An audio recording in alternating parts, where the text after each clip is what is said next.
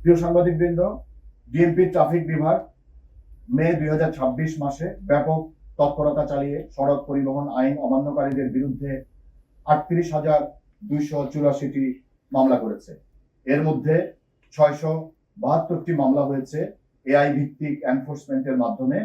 মোট 8,71,56,501 টাকা জরিমানা আদায় করা হয়েছে। ডিএমপির বিজ্ঞ স্পেশাল মেট্রোপলিটন ম্যাজিস্ট্রেটগণ আদালত কর্তৃক মে 2026 মাসে সড়ক পরিবহন আইন সংক্রান্তে 337টি মামলা নিষ্পত্তি করেছেন, যার মধ্যে একজনকে কারাদণ্ড সহ অন্যদের ক্ষেত্রে সর্বমোট 6,64,500 টাকা অর্থদণ্ড প্রদান করা হয়েছে।